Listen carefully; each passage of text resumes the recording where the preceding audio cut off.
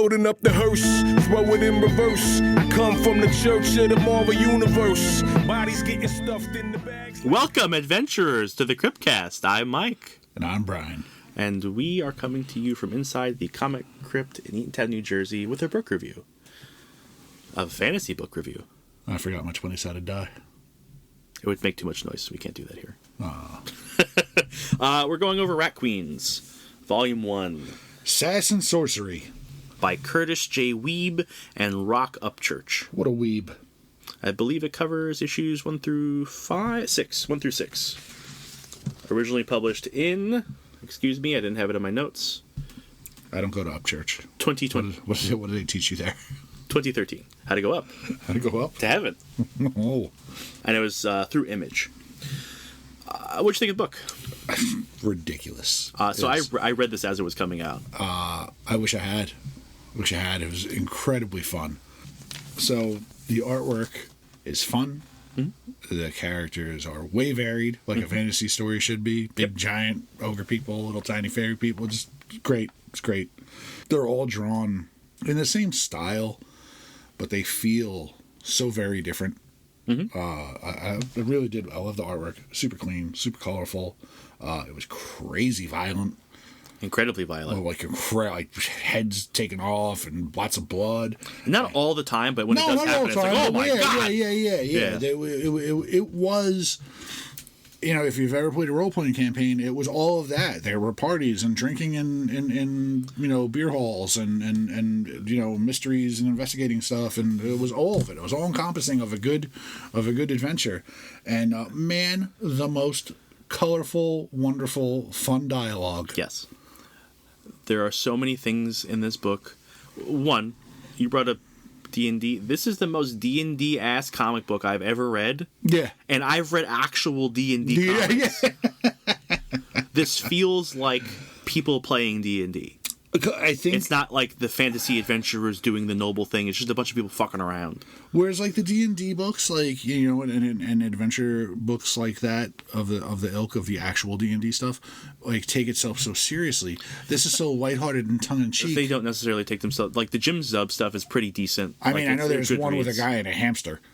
Yeah, that's the Jim Zub stuff. Yeah, yes. This still feels more like if I took an adventure that I ran at a table and players played, this would be more like that than like a story. And like you said, just the dialogue in this, the amount of one-liners. Yeah. Like you can't even write them down. I did. I wrote some of them down. Yeah. It's just so many. Yeah. It's just like a whole vibe. It is a very fun book. Incredibly fun. And as a fantasy guy, it's even better. I gotta admit, in the very beginning, the first few pages, I was a little concerned just on the information dump. Because the Rat Queens is the name of the main party that you follow. And there's 4 characters in the Rat Queens. Mm-hmm. But you're also introduced to 4 other parties. So there are 5 parties total, all with 4 characters each. And I was just like, holy shit, I got to remember all these people. But some of them get killed right away. Yeah, you don't need to. Some of them are absolutely inconsequential. You don't need to remember anybody. So you have the Rat Queens. And the Rat Queens are Betty, who's a smidgen rogue, she's a halfling. Yeah, and they had little blurbs next to them because in the very beginning you get introduced page by page to the Rat Queens. You get Betty first, and it says tequila, vodka, and 2 magic mushrooms. They call it the Betty. Mm-hmm. And it's like, all right. Those are variant covers, I believe. Are they? Yeah, they weren't part of the book. Okay, well I like the placing there just to give you that little flavor of who they are. Mm-hmm. And then there's Dee Dee. This is my parents' warship, a giant flying squid. Holidays get weird. And she's a human healer. One of my favorite lines is when Hannah, she's the next Rat Queen, says, I've conjured a little fuck you. Hannah at one point gets her arm broken, like compact fracture, bone compound fracture, it's hanging on by a thread. Yeah. And Dee Dee comes over and heals her, and the line is, I'd give up sex for healing spells. Yeah, I've been there. I've been that in a campaign. And Violet is the last. Well, time out. Hannah is an elvish wizard. Okay, an elvish wizard. And Violet is the last of the Rat Queens. She says, I know my sword is designer. I use it ironically. And she's a dwarven warrior. And being a dwarven warrior, later on, her brother approaches her and is truly a hysterical moment. And she's just like, where's your beard? You shaved your beard?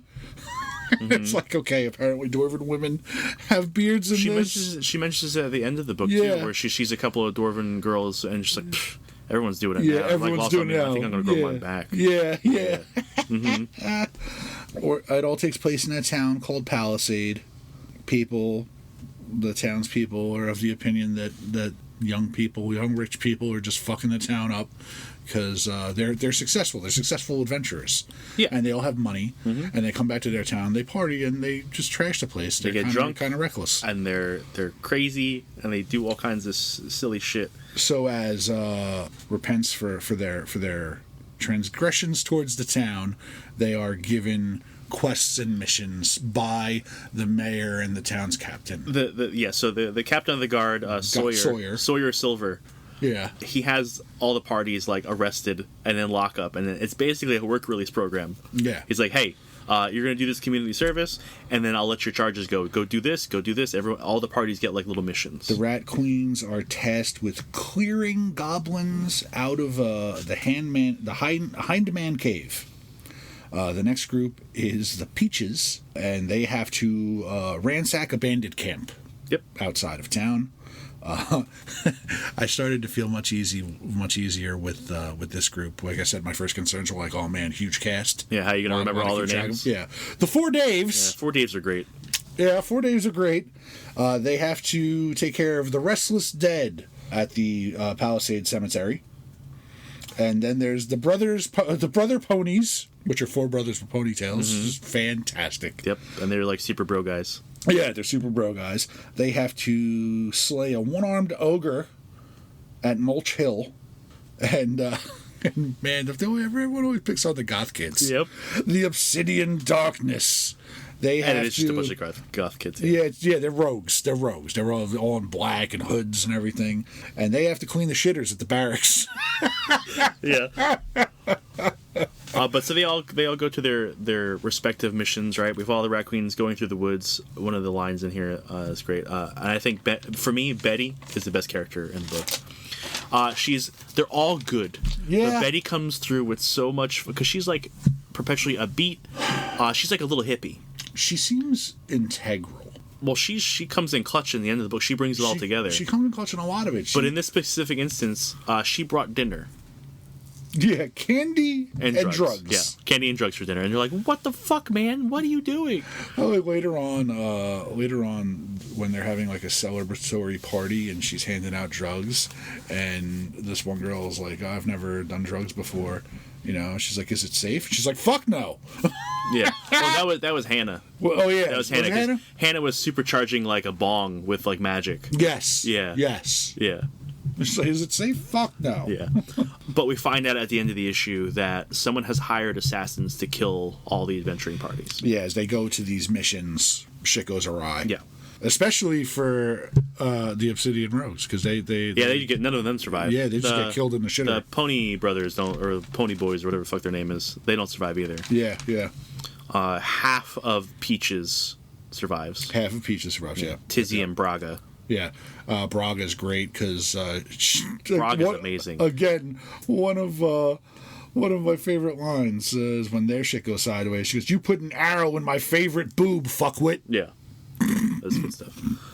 I like big bruiser chicks. Yeah, I like She-Hulk. I like this alien girl that Spider-Man is making time with. Braga's fun. Yeah, they're fun. It's a good time. So this assassin dude comes out, and they find him in such like a silly way, like Betty gets sent into the cave. It's like, hey, I found a pound. I didn't no traps or anything, but I found a pair of boots. And this guy attached to him. And this guy, yeah, it's like a Scooby-Doo. Yeah, but he walks out of the cave and gets immediately smashed by like a big troll with a hammer, and he just turns into mush. And they were in the middle of questioning him. Yeah, it was just like, hey, well, never mind. Yep. And then they kill this thing. They kill the troll, and they all head back to the tavern. And they find out who's still alive. 4 days make it, and who doesn't. And they all think that Mayor Kane is the one that hired the assassins, right? Because nobody likes them. Also, when the when the assassin gets smashed by the troll. I think it's Betty. He goes, "Son of a kitten." Yeah, yeah. I should. So many one-liners that are just like make me laugh out loud. So they all get drunk and stuff. Obviously, they can't go and go attack the mayor or whatever. Everyone's trying to come up with a plan. So Hannah, with her magic, makes herself look like Sawyer. She saunters into the mayor's thing, and she's going past the guards saying all kinds of weird shit. And everyone's like, "What?" Yep. And she goes into the mayor's office, and Sawyer's already there. So And the issue ends with her saying, fuck buckets." Yep. Fuck buckets. And then she's in a cell. And her and Sawyer are talking, and they clearly have a thing. Yeah, they have a thing. He's also got like a mysterious past, like it seems like a rogue kind of background. Yeah, because later on in the book, one of the assassins recognizes him. And he goes, "Sawyer?" And he's like, "Yeah, that dude's dead now. Don't worry about it." And he's dressed in all black, like throughout the thing anyway. And he's a crazy fighter because he chops his dude's hands off and then his head. And then something happens where he says something, and then I think Betty because Betty's there who gets saved by him. She goes, and it has something to do with you being the most handsome man in Palisades. He is very handsome. But yeah, so Sawyer and Hannah clearly have a thing, and Sawyer, looking into what happened because he's good at his job, he finds out that there are payments for the quests leading back to the Merchants Guild, not the mayor. He's got nothing to do with it. And then we see Violet's brother Barry come home, and he's an asshole, but Violet beats him. I didn't think he was much of an asshole. He was an ass. It's that kind of like, you left for this. You're out finding yourself with these scumbags. Come back to our family. Like, we're prestigious. But that's but again, like, because you want people to fill certain family roles that are traditional and these kind of like fantasy things. Like, it's I don't necessarily see it. They're just stuck in their ways. They can't let this girl go live her own life because of tradition. It's a hard. Like, I don't see him as being an asshole. I just see him as like... He's kind of an asshole. I mean, maybe a little bit. He judged her for shaving her beard. Where's her beard? Yeah. They're twins, by the way. Yeah. But I just, and a lot of times in those circumstances, I don't necessarily side with the person who wants to live their life on their own terms. Like, I get it, and yes, they are entitled to. I empathize with the people in the traditional roles that are like, well, who's going to fill those shoes if you don't? Like, it's kind of why you're the eldest, and kind of like why you're the, I get what you're saying. Yeah. He just comes off like a jerk. Yeah. Then Betty and Dee go and actually talk to the merchant. And again, Betty coming in clutch. She's good at what she does. She's super observant. She was Batman. She detectived the hell out of that 100%. Office. Yeah, like she's like, all these tiny little details. Yeah, he wasn't, and deduced basically that he wasn't really behind it because he had clearly just come home. His scrolls were still like damp with seawater, and they had like seawater crust on them. And yep. She would put a lot of shit together. Yep. Like he had like a pale spot on his finger, so he had just lost his wife, or like took the wedding ring off. Right. She put so much shit together, and so that happens, right? She's super observant. She goes through this thing. She goes back to the office to go like rob the safe to get any information. Because that was one of the other things she figured out where the safe was. I forget what the tell was, but there was some scrapes behind, near the thing. But she's like, I got in super quiet and all that stuff, blah blah blah. And she goes up to the painting, she can't reach it, so she has to grab a chair and go scream, like across the thing. Yeah, it's funny. But she's going through the papers, and she finds out that old lady Bernadette paid, like, she borrowed 50 gold to like repair her shop after getting destroyed in one of their like antics, and probably by the Rat Queens, because you run into Bernadette once previously before this, and it doesn't seem important because she just seems like this old lady yelling at them like, bah! They always call her old lady Bernadette, and she always goes, "I'm only 39 years old. I'm not old. I'm not old." Yeah. This poor woman hates them on multiple levels. But Betty feels bad that like, hey, we caused this to happen, and she had to take a loan. Like, you know what? I think because Betty like robs the safe. Yeah, she takes all the scrolls. And she's like, you know what? I think we should probably. I'm just gonna drop some gold off to her. I feel bad about it. Like, I'm gonna be the bigger person, and like, it sucks that we're really having an effect on her. Yeah. But when she gets there, she finds out that old lady Bernadette is paying off the assassins. Yes. Yep. Luckily, though, Sawyer happens to be there, like we mentioned, when the assassin like starts to kick Betty's ass, And while Bernadette's yelling at them, like, she's monologuing, going like, "You're the reason, blah, blah, blah, blah, blah, blah, blah, blah, and all I'm ever going to have left is this fucking shop, and this is all I ever have to show, and it'll be here forever." A rock starts falling out of the air, like Looney Tunes style, like whistle down, and destroys her shop. It's a fucking boulder. And it's troll revenge. Yeah, so the troll that they killed in the beginning, the first issue, that squished that dude, his girlfriend is there for revenge. And she's like as big as he was. She's like the size of a house. Yeah. But she has like an army of normal people-sized trolls. Oh, orcs. Are they orcs? They're orcs? Or they're trolls, I don't know. They're all green. Well, I assume they were the same race. Orc Dave and Braga are orcs, so no, they're not. They're not, they're right? not. Yeah, because they were darker green. Yeah, yeah. I forgot Orc Dave is Orc Dave's fun. With the fucking birds in his beard and shit. Yeah, Orc Dave's also a great character. He comes back later and he does more stuff. Braga continues through the series. There's lots of good stuff. So, I want to know a little tiny little tangent. Mm-hmm. Gary, like they yell at Gary. Yeah. And like, I don't know why this guy comes out of nowhere and they're just like, Gary! You know, and and he's just like a skinny little guard. Yeah, who's just like, what? And he apparently talks some shit about the rat queens, and that's how the troll girlfriend found out who killed. And they all just turn around and look at him, and God, and it threw me all the way back to the fucking spoof videos that we used to watch about the third Batman movie, the third Christian Bale movie. Yeah. When Bane would yell at everyone about what they were eating. Yep. And he's reading off the lunch list. Pizza. Gary! Yeah. That's why was you in a Gary? Gary's one of those names. Yeah, I guess so. Yeah. When I do stuff, I mean, I'm sure you've seen it. A lot of the times, if I'm doing that same thing, for whatever reason, I always default to 3 names, and I can't default to one name because we have a player at the table who has that name. Is I usually go with Terry, Jerry, or Tim. Yeah. Now I have to avoid Tim because we have a Tim at the table. But I'll do that. Like, if a name's going to come out of my mouth, it's probably going to be Jerry, Terry, or Tim. But yeah, so the troll's girlfriend's like super pissed. She comes with an army to get revenge on the rat queens. She's just like, send them out so I can kill them. And they were like, no, we're not going to do that. And then like they have a crisis of faith, right? Like they're like, no, we got to go down there. Like we can't let Violet's like an honorable warrior.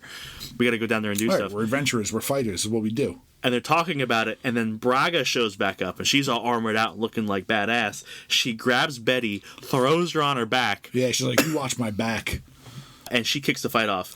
And the trolls know her. Yeah, they're like, oh, shit. Yeah, the trolls are like, oh, my God, it's Braga. She has a line. She says, orcs only know one language, blood. And I'm the fucking alphabet. Yeah, and I'm the fucking alphabet. And Betty goes, God damn, that was a good line. Yeah. Sawyer had a good line, too, when he was, like, reprimanding all the groups in the beginning. He's like, if you don't get the jobs done, he's like, I'll be hotter than a dragon getting his dick tickled. Like, fucking what? It's the dialogue in here is so good. It's so funny. It made me chuckle so many times. It made me big smiles all across the board. And you would think a dick tickle would be pleasant. Why would it piss a dragon off? Right. Yeah.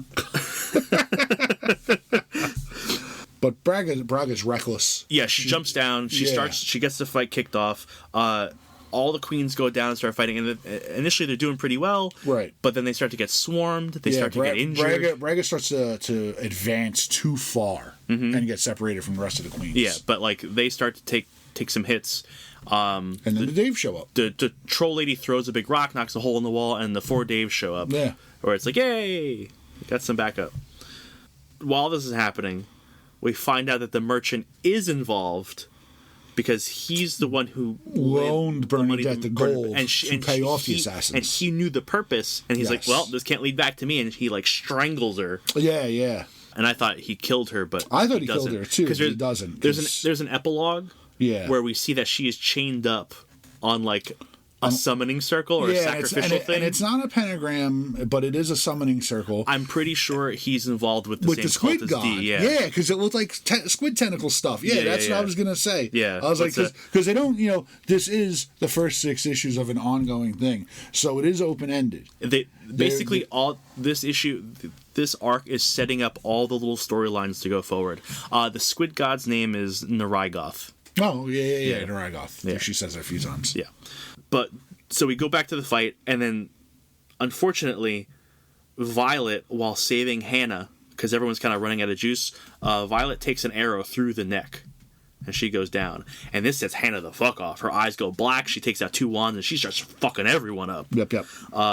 So much so that, like, she takes the troll. I wrote butchering rage. Yeah. But so much so she takes the troll down by herself. Yeah, it takes out big troll mama. Like, she uses magic to make the troll hit herself in the face with a club a bunch of times, and then she blasts her head off. And all the other trolls retreat. Yep. Violet pulls through because Dee and Orc Dave dump all their healing magic into her. And Orc Dave, his healing comes from bluebirds that live in his beard. It's the bluebirds of healing. It's bluebirds of healing. So he says that they're magical bluebirds that live in his beard, but they only show up when he uses healing magic. Yeah. And earlier when they were doing something on their quest, one of his party members was like, "Hey, there's birds in your beard again. You want me to get rid of them?" And he's like, "No, don't touch them." Yeah. You don't fuck with the beards. The birds. Also don't fuck with beards, but, don't mess with birds either. And Violet's so happy that she's alive. She's like, "I'm alive. Let's throw a big party, and I'm gonna fuck Dave." What does she say? She's like, I wanna drink, do drugs, and fuck Dave. I think she wants to drink. She wants to get high, and she wants to have sex with Dave. Sex with Dave. And she does, and Dave's like, Yep. During the party, like, everyone's having a good time. Like, Betty's got Dave. Violet's got Dave. Hannah and Sawyer are talking. Yep. Betty, her girl that, like, so there's a brief snippet where she, like, goes to this girl's house and tries to, like, bring her flowers and have a moment with her, but the girl's very much like, "You live that life, and I'm very much not about that life." Yeah. And, like, she's like, "You need to figure you out, because you're hanging out with some people who I don't want to be around." Right. This girl shows up to the party, and they have a nice little thing. I like you, but I don't like your friends. Right. And Dee apparently has some social anxiety. Yeah, she is not a partier. She is just, like, kind of sitting in a chair behind a book. She's, like, nervously reading a book, like looking around, and someone tries to come talk to her, and she's like, "No, thank you." Fuck off. So she goes to hide. Hide and go through the files. She goes through that Betty had stolen from Garrig's office, the merchant guy. And that's when we get to see the scene that has Bernadette tied up on the summoning circle, and Garrig being a very worse guy than we thought. He's going to sacrifice her, right, for power, and he's doing it because he wants revenge on Sawyer for murdering his wife. Yeah, so, and that's the book. So apparently, Sawyer's got a lot of shit in his past that we, get to read in future volumes, I guess. So I read almost all of Rat Queens as it was coming out. I have all the issues. I didn't read a lot of the later ones. I just kind of fell off because the quality of the book kind of fell off a little bit. We're going to get into why in a minute. I don't like the why. You got into it a little briefly earlier. We'll get into it. I wanted to save the bummer for the end. I just don't like. But I have mixed feelings about that because, like, you don't want to. You want to be careful about where your money goes and who you support. Yes. And that's a problem, especially when something like this is so good, and it always comes down to that separating the artist from their work, and yeah, you can enjoy a piece of art even if a person's not a great person. And, it doesn't, like, you can't turn back the clock and make me not like watching The Cosby Show because Bill Cosby turned out to be a piece of shit years and years later, or even at the time and I didn't know it. But, like, it's different when you're making a purchase. Yeah. And they get financial, There's gain behind it. Yeah. So, just to say, like, as this was coming out, it was one of my favorite things. And I've forgotten so much about it. Like, this is one of the things that I want to get all my issues, and I want to read the whole thing again. Because it is so goddamn good. But there is a downturn in quality over time. So, there's some controversy behind the book. Like I said, the writer is Kurtis J. Weibe, and the artist is Roc Upchurch. And this was a joint project between the two. Like, Weibe was writing, but this is a passion project for both of them, right? Like, they both brought a lot to it, and it shows because it's such a good book. Yeah, it's written so well. The art is done, consistently, as well as good. So Roc Upchurch, also known as John Upchurch, was arrested for battery and family violence against his wife in 2014. Shortly after he was removed from the book, obviously. And he's the writer. No, he's the artist. He's the artist. Yeah, okay. Weibe is the writer. Weibe kept going. So they took a break. Oh, Upchurch. Upchurch is the... Upchurch is the artist, yeah. So Roc Upchurch. So he, I believe, was credited up to like issue 10 or so. And then Weibe kept going, finished out the arc. I think it was a 16 issue for volume 1, and then they revolumized and had like 20-something issues after the fact. But like after Upchurch was off the book was never the same. Like it didn't have the same vibe, that like light, fun thing going on. And I it's speculation. I think it's Weibe kind of working through the fact that like, hey, this guy who I thought was a friend or a good person turned out to be a person who could beat his wife. So the rest, I remember, it's been a while, the quality taking a downturn and like content getting a little darker, a little more serious. So, you know, say what you will about that. They had artists cycle in and out of the book, but you know, there's a good backlog of the series, and I think it's worth reading. Like I said, I want to go back and read I reread finished it. the series now. I thought it was that good. I really like one of this would be one of my top picks if we went back and reviewed every. I guarantee when we do our year thing, this is going to be up there. Like we're going to have to pick some fucking good shit to surpass this. This is a lot of fun, a lot of fun, and it's, you know, not only is it like a shame that like that shadow has to loom over such a good property. Yeah, forever now. Yeah, but it's a double whammy because yeah, there's cool masculine characters in this book. Like all four Daves are cool, and Sawyer's a cool. Sawyer's the guy. only like recurring like actual male character. Okay. Everyone else is just like But I'm saying within this arc, like Orc Dave comes up more. Like there's more stuff. It's not soapbox feminism. It's no, but it's a very feminist heavy book. Though. It's a feminist heavy book, but it does it the right way. They're you know, like it doesn't like preach at you. It just makes them all very capable. No, yeah, they're very good at what they do. There's no finger and they're wagging. Savvy and they're funny, right? There's no finger wagging. There's no preaching. It is just like these are strong, confident women doing what they do. Right. Yeah. So what could be a good example of like a strong, like, not feminist, it's the wrong word, but like feminine positivity book that you could read without like having that kind of like soapbox dialogue at you, where you just see women in control and being the main characters in the setting and being very competent and confident in what they do.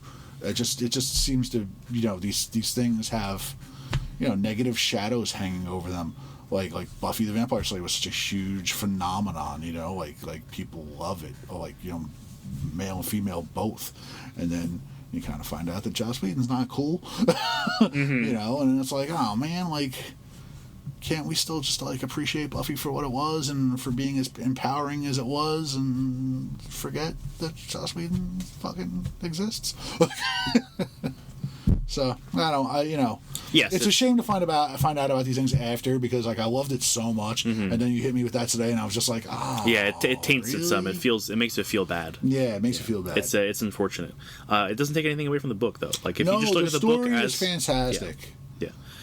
Yeah, it's so good. If you like fantasy stuff, yeah, it it really is top notch. It really is. Like we say it a lot of stuff. It's such a fast, smooth, wonderful read. And that's part of it. When something is so effortless and it doesn't seem like homework, like this was a pleasure to read. Yeah, when something's a joy to read, it makes it so laughed much out loud several times. Went back and read stuff over just because it was funny. I went back and re-examined the page because the artwork was very dynamic and fun. Like, I read the word bubble. You shot me in my favorite boob before I realized you got shot in the boob, because I read before I look at panels. I read the words before I look at panels. Okay. And I'll read a whole page before I look at the panels. I'll read all the word bubbles and then go back and examine the page. Okay. Yeah. I mean, everyone kind of does it. I don't do it the same way all the time. I don't like broken dialogue. Same. Yeah, I won't stop dialogue for right. So I'll try to read I like get as you. complete of a piece of dialogue as I can, and then I'll go examine the artwork. Yeah, sure, that makes sense. Yeah. Yeah, not a whole lot to go over in this book other than like it's No, a lot of fun. there's not a lot. Like the story's thin. Yeah, the story and it's a lot is of setup. thin. Like we could just get intro to like, and there's this person has background, and this person has background, and this person has background. And to dissect it, there's not much story. It's a whole lot of setup with like, you know, Sawyer's background, the merchant background, and the god that could be incorporated with the merchant background and stuff. Mm-hmm. Like, and you know you're gonna get back into Vi's family. You know you're gonna get back into Dee's family. Oh yeah. Hannah and Tizzy, the leader of the Peaches, clearly have some kind of animosity. You don't know if there's something that predates it. But Yeah. it is presented like a predate thing, so you figure there's gonna be more Hannah's coming. parents are like evil, like necromancer wizard things. Oh, shit, yeah, okay, cool. They bring it up very briefly in the thing because she has that like stone she can talk on like a cell phone. Yes. Yeah, and she's like, you gotta. Sorry, you can't have one of those because it's like you need like broken souls or whatever. I'm just saying it's so much flavor and fun that there's not a lot to talk about, like story wise. Like the story is very simple. Yeah. They're set forth on these tests. The tests go awry. Everything about this book is flavor. Yeah. It is the dialogue. It is the shit going on in the background. It is the silliness. Mm-hmm. It is so good. Now, I know we said a couple of times that, like, you know, if you have played role playing games and D&D, you know, like this is really going to resonate with you. Mm-hmm. But you don't have to have that context either. You Absolutely not. You don't even have to like fantasy books. Yeah, it just has all the tropes. Yeah, it has built into it has all the tropes. There's no references. You don't have to know stuff. Yeah, like you know, no one's gonna grill you on how to fill out a character sheet. Everything is laid out pretty simple. Like, you don't need to know shit. Yeah. So good. Yeah, I don't have a whole lot more to say, but I would just say go read this book. Yeah, confidently go read this book. Like, not even maybe. Yeah. We did the outro there before I got to say goodbye. Thanks for listening for this one. If you would like to give us some future things to review, we would love some recommendations. You can do that at thecomiccryptcast@gmail.com. And you can follow the store on Instagram and Facebook. Links for those are going to be in the show notes. You can see the trades that we do have come into the store new every week. So go read this book, you dirty rat. Queen. Slay Queen.